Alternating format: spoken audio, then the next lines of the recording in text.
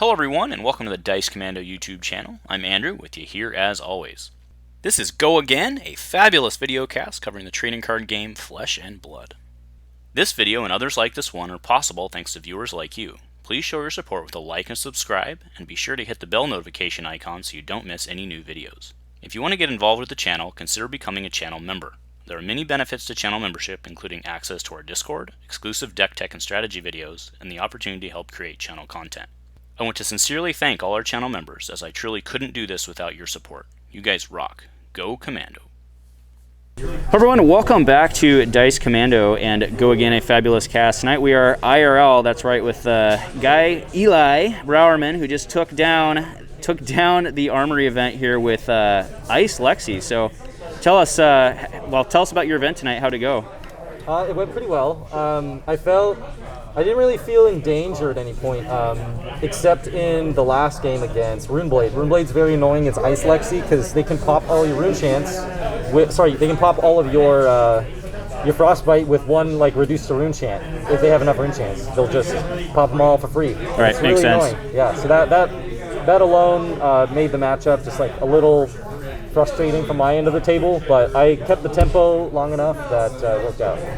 Nice. So you went 4-0 tonight. Who'd you play first round? Or what did you play first round? I played against Kano, and that's right, Heart of Ice kind of carried that matchup. Heart of Ice was so good. And I just put damage in front of him, and the one time he tried to go off in response to my Heart of Ice trigger, I then I attacked him with the sandbagged endless arrow twice, and just kept putting it back in my hand with one card. Nice. Well, we'll see in the tech, but what are you playing for your gloves? So gloves, I swap between Shock Charmers and the bracers? And the bracers. Okay. Yeah. Gotcha. When I play bracers, though, I'm always missing Shock Charmers. Shock Charmers is by far the better card. But if against Runeblade, I played the bracers. It's got Arcane Barrier, yeah. Because it's got Arcane Barrier instead of Heart of Ice, because I felt like Heart of Ice wouldn't matter as much. But honestly, in retrospect, I maybe used the Tunic counter one time, maybe, and having my Shock Charmers would have made the game very different for my big 3-of-a-kind turns. Fair enough. So who'd you run up against round 2? Round 2 was the Mirror. Oh, okay. Another Lexi player, and it was Lightning Lexi, and he just couldn't keep the Frostbite, just shut him down, just slowed him down. Sure. Was he running ball lightnings or just arrows? I didn't see any ball lightnings, but you got to be running an amount of them. Sure. Just the blue ones are the best. Sure. But yeah. And then round 3, I played against Rhinar, and I didn't feel super threatened throughout that match. He could when I played second every round, and I felt pretty good about that. I was thinking about, I won most of the die rolls, so I kept going second because I wanted the tempo, and keeping it against Rhinar, he threatened some damage, but it's just damage, and I feel like I can output more damage with disruption. So again, with Lexi, you almost never block. So Rhinar is one of the guys one of the heroes I figured was going to really struggle with Frostbite. And was that consistent with what you saw, or? It didn't bother him too much, but I did not prioritize. It didn't matter, but if I didn't prioritize the Channel Lake Frigid as much as I could have against him, as well as the Frostlock. I thought those would be okay, but I didn't really prioritize them the way I should have. Those cards are absolutely devastating to Rhinar. If you have 1 or 2 Frostbite, don't matter. 4 or 5 will shut down your turn, but 4 or 5 shut down most people's turns. Gotcha. But Channel Lake Frigid, they can't really play through. They do too many things. And then last round was Viserai, right? Viserai, yeah, Viserai was closest, but again, I was sitting in pretty comfortably the whole time. I was very, even though it ended kind of close, I felt very in control of the tempo and of the direction of the game. Cool, awesome. Well, we got multiple of your, I think at least 2, if not 3, your games on camera tonight, so people can check those out. All 3? Yeah. All right, so what he's going to do now is he's going to run us through his deck. So we will adjust, and as long as you keep it on the chain side, on your side of the chain, we should be able to see everything. Yes, please. Okay. Should I separate everything out, or should I just talk about cards? Yeah, just kind of throw it out, talk about it as you want. Okay. Do you want the full list, or just talk about cards? Yeah, just talk about what you want. Okay, sure. I'll just talk about cards. So you play the full Chilling Ice Vein. It's your best arrow. You play rainbow of those. I'm happy to pitch it to paper things. I always prefer pitching blue arrows to ice cards generally because I want to be arsenaling them at the end of the turn. And all of my blue ice cards, I'm thrilled to play. They're all insane. They're all really good. Whereas my blue arrows kind of suck, unless the one exception being like if I have a turn where it's like my hand is a blue arrow, let's say an ice quake or something, and 2 red arrows, some 0-cost arrows. So yeah, searing, very nice. So let's pretend this is my hand. Let's pretend it's different. Let's pretend it's like this. Right. So here, I might actually consider, depending on what is, if my arsenal, like if I had a Weave Ice or something. So I would actually play the blue arrow probably. If I had a way to buff this by 1 damage, by 1 or something, I'd play this over the Blizzard Bolt just because the discard is super punishing, and this fuse effect goes, like if they block this, or actually, you know what, even throwing this out for 3 is fine because if I throw this Chilling Ice Vein out for 3, they block it. Then my like Boltyn shot or my Searing shot that I'm going to fire next is also going to have that same discard trigger. So it's almost like the first elemental arrow you shoot, you don't care if it lands, you just want to rip cards out of their hand. Because then you're going to shoot 2 or 3 more cards. Usually what it'll be is like, I'll shoot an elemental arrow, I'll fuse it with like a blue card of some sort. Then I will throw out, where is it? This card is like so good in this deck. Where is it? Where are they? Endless Arrows. Oh yeah, card's So, disgusting. With Voltaire, this card is absolutely bonkers. You know, like for example, one of the games I was saying against Wizard. Oh yeah, so that's a good clarification. So you are playing Voltaire. Yeah, I am playing Voltaire, Yeah. yes. I can talk about Voltaire and Shiver separately, but I'm playing Voltaire. Voltaire, I think, is miles better than Shiver in Constructed specifically. I think Shiver's like not good in Constructed, but that is a whole separate conversation I can get into. So I almost always have an Endless Arrow in my arsenal if I have one at all, because I'm going to shoot it as the last thing I do because I really want them to say, okay, fine, you can have it back. Because I'm just going to keep chaining them forever, and it's insane. But usually a turn will look like, I'll shoot, let's say, a Blizzard Bolt, I'll pitch a blue or something, I'll pitch this. So let's say I'll pitch a blue, I'll put an Elemental Arrow into my arsenal. Let's say this is my hand, right?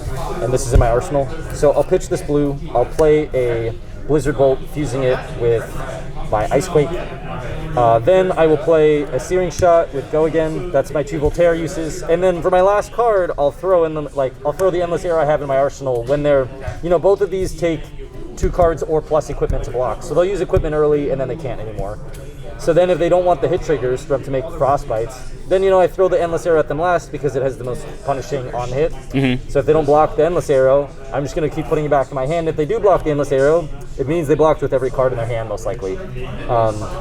And then I'll arsenal the ice card at the end of my turn, and that'll be that.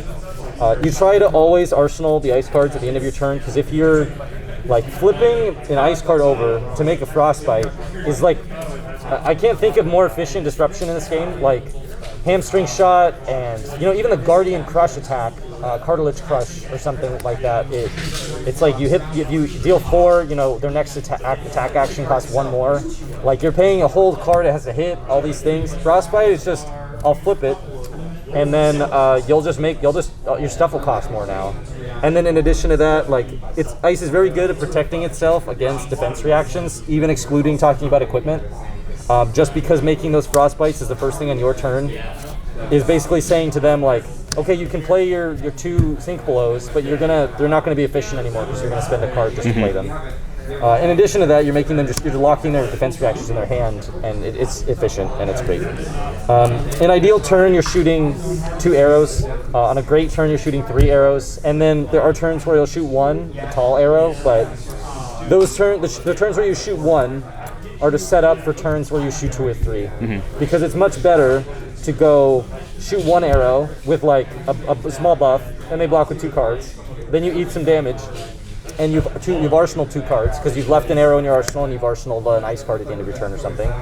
It's better to have like a 2-card turn and a 6-card turn rather than 4-card turns. because you want to push through damage, and especially with things like Endless Arrow. You know, if you have a bunch of arrows in your arsenal and, you know, you run them out of cards and you see the coast is clear, you can just throw out Endless Arrows if you have extra uses of Voltaire. And just keep cycling through those and just smack them in the face. What else? So I'd like to know kind of like what's your ice suite look like? For ice cards? Yep. Let's see. Obviously Weaves, yeah. Weaves is so good. Like, the yellow is honestly good too, but I'm not playing it.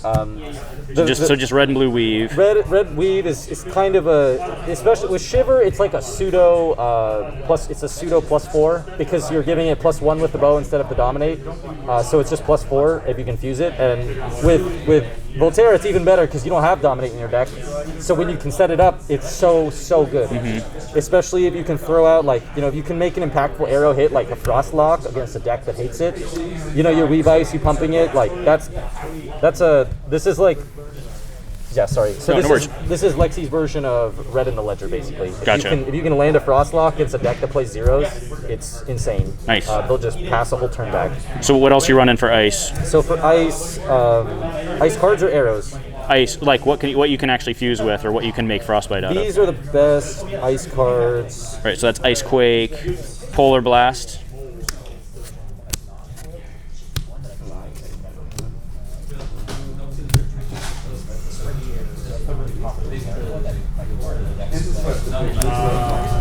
Amulet. Oh, Amulet. Okay. Yeah, sure. Channel Frigid. I think that's it. That's it. So you're running. So it looks like 15 or some.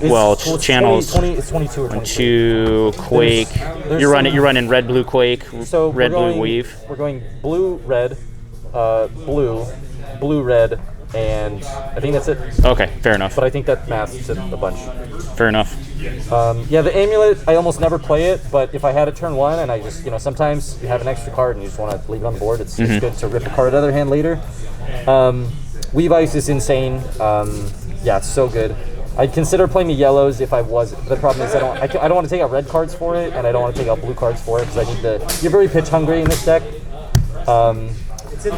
Channeling Frigid's disgusting. Card is broken. So good. Probably what's funny is the best part about the card is just the fact that it blocks for 3. Especially in a Ranger deck, your cards don't block, and the fact that it blocks for 3 being a non-attack action means that if the matchup you're playing it in is just whatever, they don't care if it's too expensive, you just block for 3. Nice. Super good.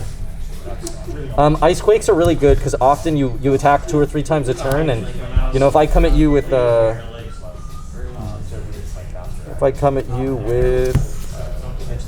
Blizzard Bolt first, and then I come at you and I play and I also have an Ice Quake out, you know, every hit is gonna. I did this in one of my games against one. I don't remember who it was. I think it was Rhinar. You know, I'm threatening 2 every hit for the rest of the turn. Every arrow I play is threatening 2 Frostbite tokens. So if I do my normal like 3-card turn, because I have had a bunch of stuff in Arsenal. Like, if you have a 6-card turn, that this is your Arsenal, and then you have a blue to pitch.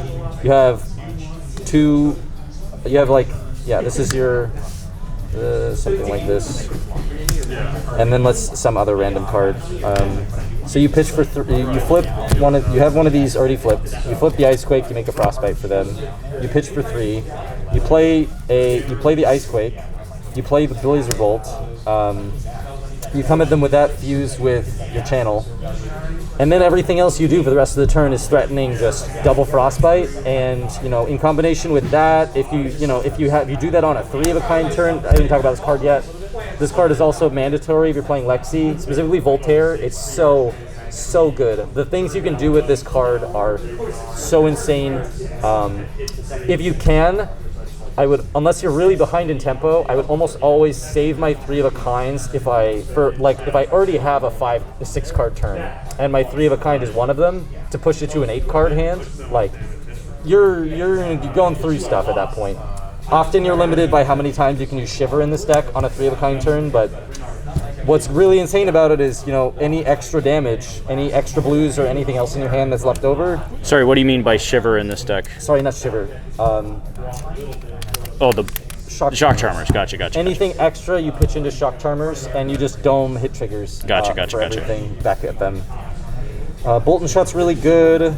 So I'm playing a lot of these 0-cost arrows. These are the 0-cost arrows I'm playing. There are no ice 0-cost arrows.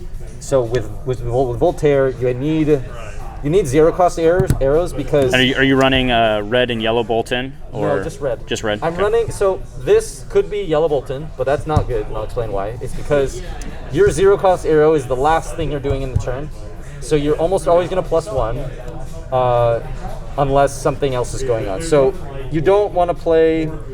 Because you want to play your elemental arrows first, because when you do and they fuse, they give their triggers to the rest of your arrows. If I play my Boltyn shot and then my Blizzard Bolt, and they just take the 5 or whatever, they're not being threatened by any frostbites or anything. It's just damage. And I don't want to do just damage, because if I was going to do that, I'd play Lightning, and Lightning does that better than Frost. So if I'm doing this, it's because I feel like I can push almost as much damage, and the Disruption will protect my life total more than the... I'm insulating, I suppose. That makes sense. If you're playing yellow Boltyn instead of Searing Shot, what happens is you play your Blizzard Bolt or whatever, you fuse it, then you come in with your Searing, then you come in with your yellow Boltyn shot for 4. And then if it hits, nothing happens, because you don't need to go again, because you already did 2. I gotcha. So since your zeros are getting played last so often, well, the better, like Searing Shot threatens 5 plus another damage. That's so good. Especially in the Ice deck, where basically my now 0-cost arrows threatening 6 damage in my Disruptive Tempo deck, basically. Lexi, even with Voltaire, even in Lightning, it's not an aggro deck. You're more of a combo deck, because you want to set up 6-card turns to push past the defenses.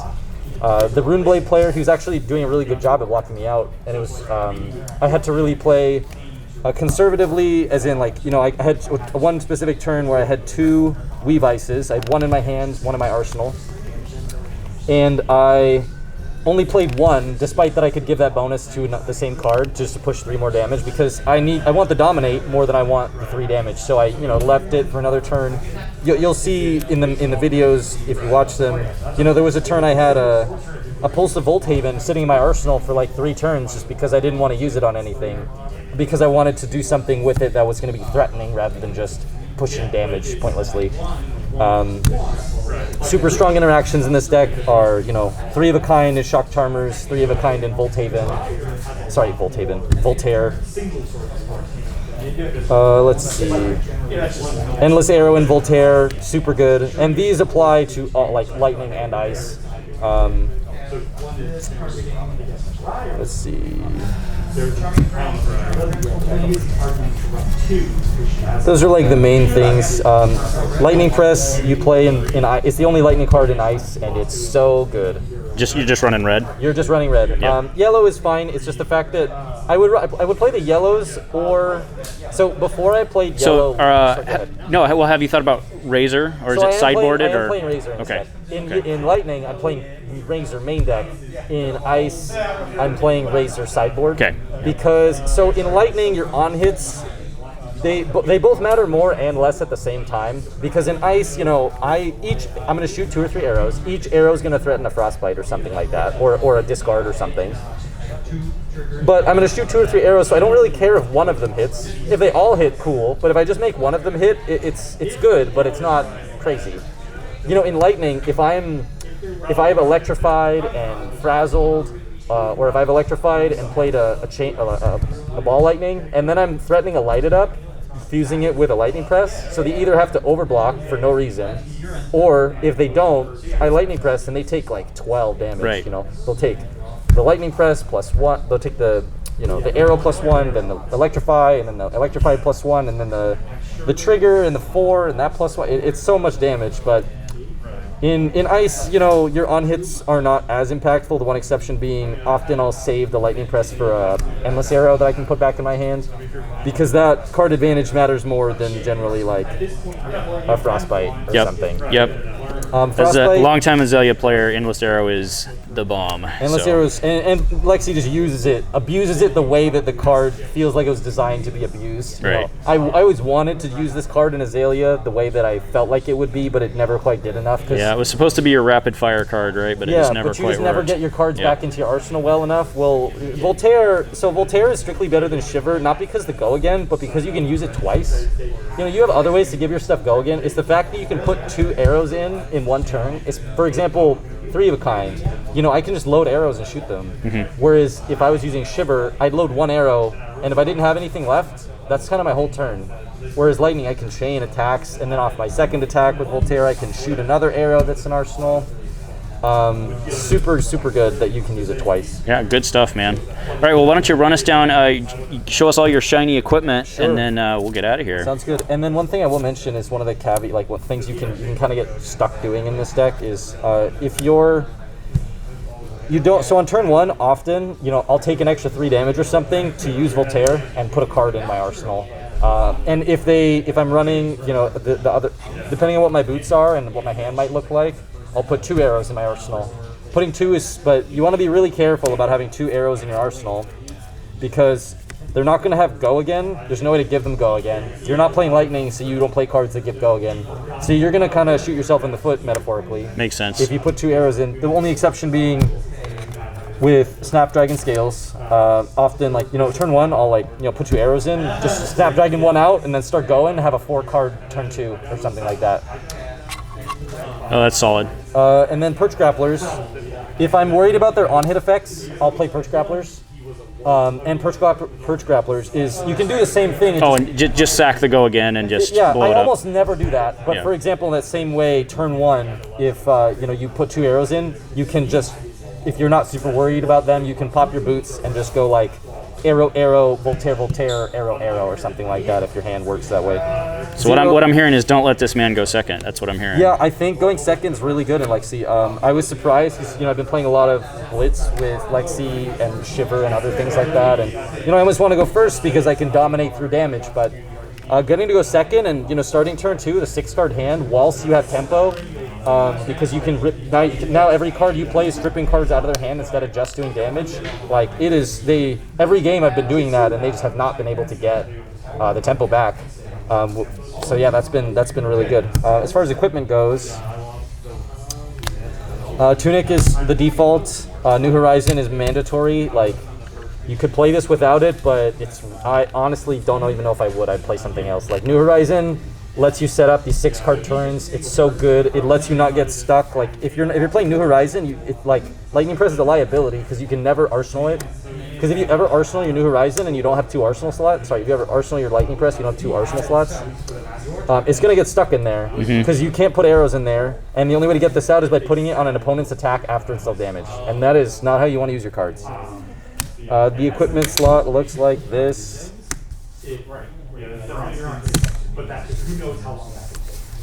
And then you have your boots. So I never play another headpiece. I don't care what they're doing. I don't play like Kano, whatever. I'm never taking out New Horizon. The stuff you can do with it is so good. And, you know, late game, it's a 2-block when you have no cards in your arsenal. You can just throw it in front of something. That's super good.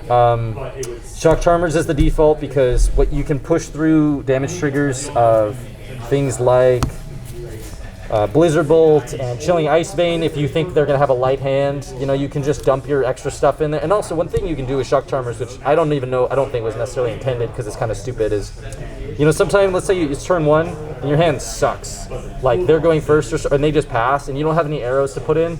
You can just pitch your whole hand to Shock Charmers on their turn. Because it's an instant, because it doesn't say it's not an action, you can literally do this at any point. If you have 1 card that's stuck in your hand and you want to replace it with something else because you have 2 cards in your arsenal, you're not going to be able to arsenal it, you can just throw it away to Shock Charmers just to pitch things. Like, if I want to pitch 2 ice cards to be able to put them underneath of what's the card? Channel Lake Frigid. If I want to put cards in and I don't have anything to pitch for, I can just pitch to Shock Charmers for no reason and just to keep it around. Yeah, so this card is built-in mole. That's actually pretty cool. The mulligan off of it is so good. This card is absolutely insane. When I first saw it spoiled, I was like, this card's whatever. But there's so much utility you can do with this. And the last game I played without it, I was really missing that. Voltaire is better, like strictly better, because Shiver can push damage through, but in Ice, like, your damage triggers aren't actually that important. Like, yeah, you can push through 5 damage, dominate, but then they have all their cards in on their hand that they're gonna send back at you. If you can go wide, you're stripping them of cards and you're taxing their resources. It just does more and it's better. The one exception to that being that you really want your Frostlock to hit, and you really want your lighted up to hit in Lightning. So in Lightning, I play way more attack reactions to make sure my lighted up hits, because if my lighted up ever hits, they're gonna just take like 10 damage. Whereas in Frost, if I'm playing against a deck with a lot of zeros, if my Frostlock hits, they're not doing anything for the whole turn. So that's the one time Shiver is kind of better, but it's so niche that and not countable that Voltaire is better every other time, and that's just more of the time. All right, well, awesome. Good job tonight. Congrats. You've been making waves in the PDX scene, so thanks for taking the time to sit down with us tonight and give us the run through. I appreciate you listening to my rambling. No, great time, man. All right, well, again, this was Eli Brawerman here on Dice Commando, giving us his Ice Lexi deck tech. Any shout-outs? Shout out to Andrew for being an absolute king and hosting these things and doing all this stuff. Hey, that's me. Woo! All right, thanks again, man. And everyone here at Gongaii Games, make sure to give them a checkout. Remember, Commando 10 at checkout gives you 10% off your purchase at Gongaii. So make sure to take advantage of that. So thank you, everyone, and thank you, Eli, and go Commando.